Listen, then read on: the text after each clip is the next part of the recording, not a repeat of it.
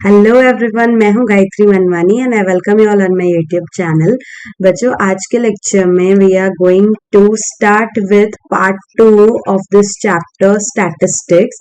इसका पार्ट 1 हम लोग ऑलरेडी कर चुके हैं, जिसमें मैंने टॉपिक डिस्कस किया था मीन। अभी पार्ट 2 में we are going to discuss a topic mode, and this is going to be really quick revision of topic mode, which is going to help you in your upcoming board exams. So let's get started with topic mode. Okay, so let's look at the definition of mode of data. अब यहाँ पे मैंने heading दिया हुआ है mode of grouped data, जो हमें सीखना है। बाकी definition of mode of data is same for every kind of data. ठीक है, तो definition is a mode is the value among the observations which occur most often, that is the value of the observations having maximum frequency। मतलब बच्चों, जो value आपकी सबसे ज्यादा number of times repeat हो रही है ना, तो उसको हम लोग बोलते हैं हमारा मोड ऑफ डेटा। ठीक है, अब अनग्रुप्ड डेटा के लिए, फ्रीक्वेंसी डिस्ट्रीब्यूशन के लिए, या आपके पास रॉ डेटा है, उसके लिए मोड निकालना हम लोग ऑलरेडी प्रीवियस क्लासेस में सीख के आए हैं, जिसका एक एग्जाम्पल मैं अभी आपको बताऊंगी।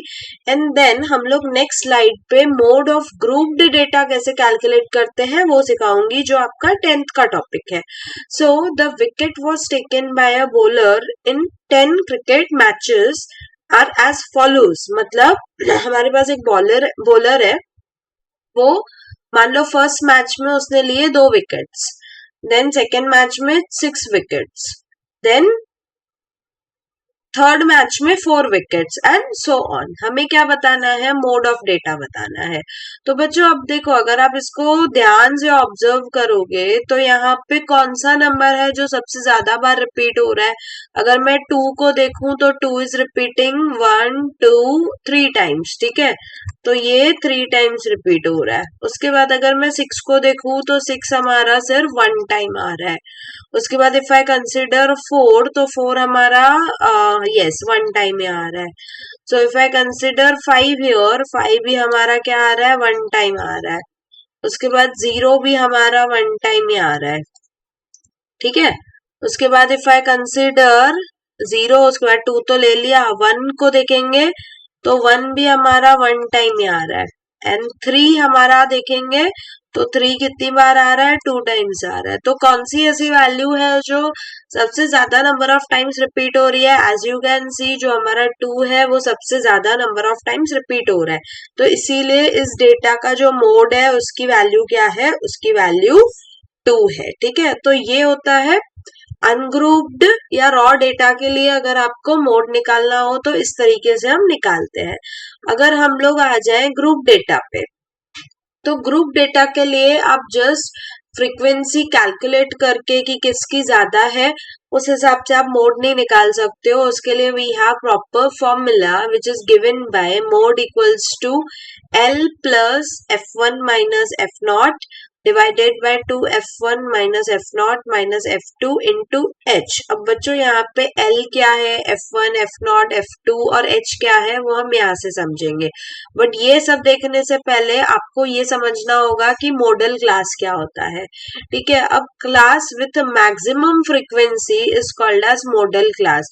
तो बच्चों जब हम ग्रुप्ड फ्रीक्वेंसी डिस्ट्रीब्यूशन की बात करते हैं, तो ग्रुप्ड फ्रीक्वेंसी डिस्ट्रीब्यूशन में तो ग्रुपिंग होती है। जैसे मान लो 10 से लेके 15, 15 से लेके 20, 20 से लेके 25, और यहाँ पे मान लो कुछ तो आपको फ्रीक्वेंसी दिया हो रहेगा। लेट्स से यहाँ 5 दिया, यहाँ 25 दिया, और यहाँ पे लेट्स से 22 दिया। ठीक है, तो अ क्लास विथ मैक्सिमम फ्रीक्वेंसी। अब अगर यही डेटा मैं कंसिडर करूं तो बच्चों मैक्सिमम फ्रीक्वेंसी कहाँ आ रही है? ये 25 वाली आ रही है इस क्लास में। तो ये वाले क्लास को हम लोग क्या बोलते हैं? इसको हम लोग बोलते हैं मॉडल क्लास।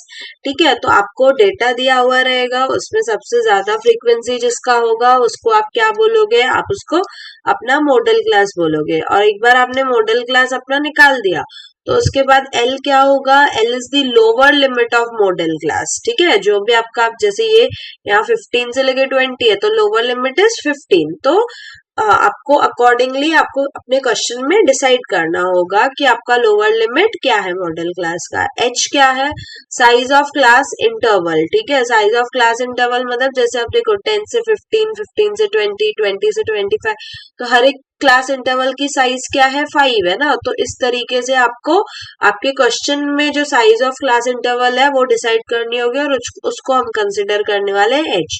अब F1 क्या है, F1 is the frequency of model class. जो मॉडल क्लास की फ्रीक्वेंसी होगी ये आपकी होगी हो जाएगी F1। उसके बाद F0 क्या होगा, frequency of the class preceding the model class, मतलब मॉडल क्लास से पहले वाले क्लास की फ्रीक्वेंसी, ठीक है। ये हो गई आपकी F1। और F2 क्या होगी, frequency of the class succeeding the model class, मतलब मॉडल क्लास के बाद वाली फ्रीक्वेंसी। तो ये हो गई आपकी F2, ठीक है। सो ये सब वैल्यूज अगर हमें मिल गई तो हम इसमें पुट करके, फॉर्मूला में पुट करके we can directly calculate the mode. Okay, तो अगर ये आपको फॉर्मूला समझ में आ गया है, इसकी नोटेशन समझ में आ गई है कि L, F1, F2, F0 and H को क्या बोलते हैं, तो लेट अस नाउ लर्न कि इस फॉर्मूला को हम अप्लाई कैसे कर सकते हैं।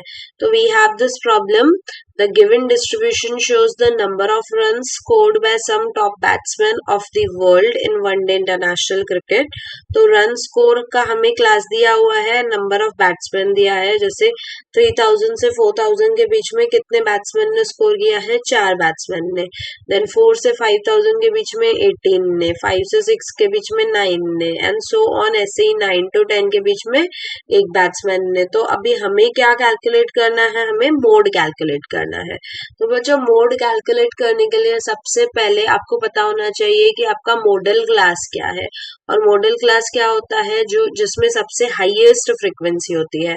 So if you observe this, तो सबसे हाईएस्ट फ्रीक्वेंसी यहाँ दिख रही है मुझे 18, ठीक है। तो ये हमारा मॉडल क्लास हुआ 4000 से लेके 5000 के बीच में। तो हमारा मॉडल क्लास क्या है बच्चों, दिस इज योर 4000 to 5000, क्योंकि इसमें हाईएस्ट फ्रीक्वेंसी है।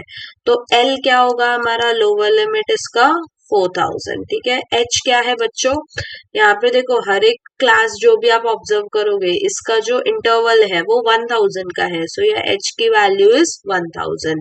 अब देखो F1 क्या होता है, F1 होता है आपका मॉडल फ्रीक्वेंसी।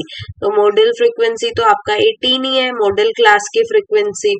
उसके बाद F0 क्या होता है, F0 होता है, यहाँ पे एक बार चेक कर लो, F0 is the frequency of class preceding the model class. So preceding the model class मतलब इसके पहले वाली, तो F0 हो गई 4, और F2 क्या होगा, इसके बाद वाली मतलब 9, ठीक है।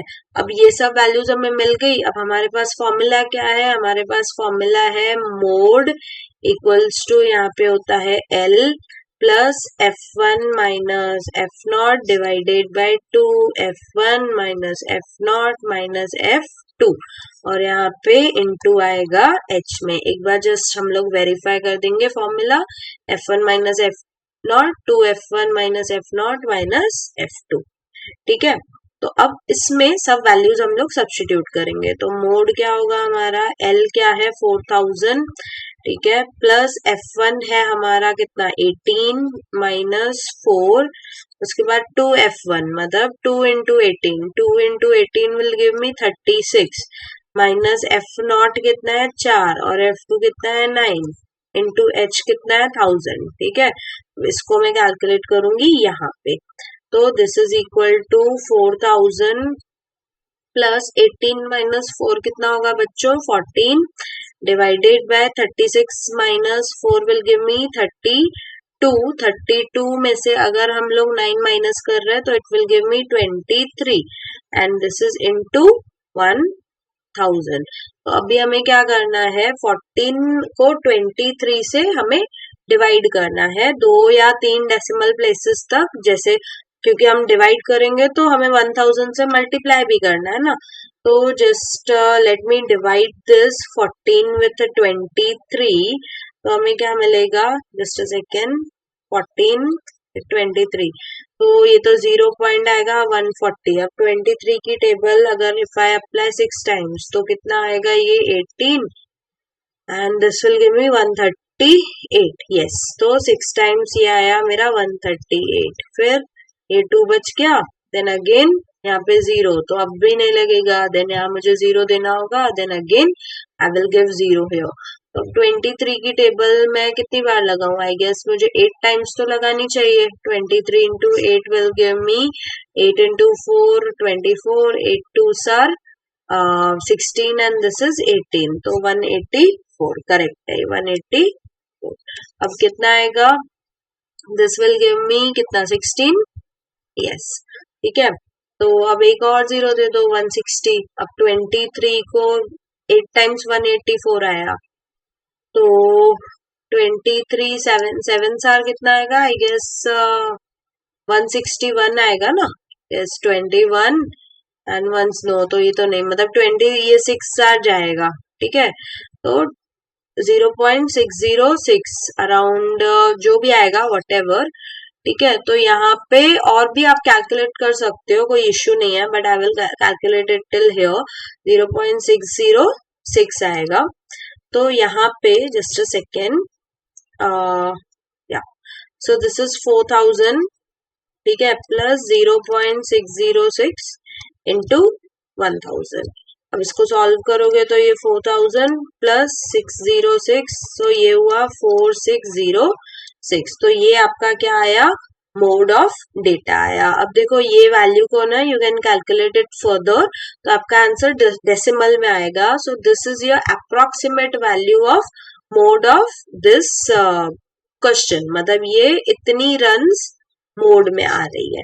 I hope this is clear, और अगर ऐसे टाइप का कोई क्वेश्चन आएगा तो आप कर पाओगे।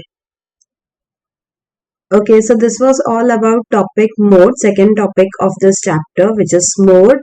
And I really hope that these videos are helping you in best possible way. Thank you so much for watching this video. Do like, subscribe and share with your friends, and stay tuned for next video which is related with median. Thank you so much.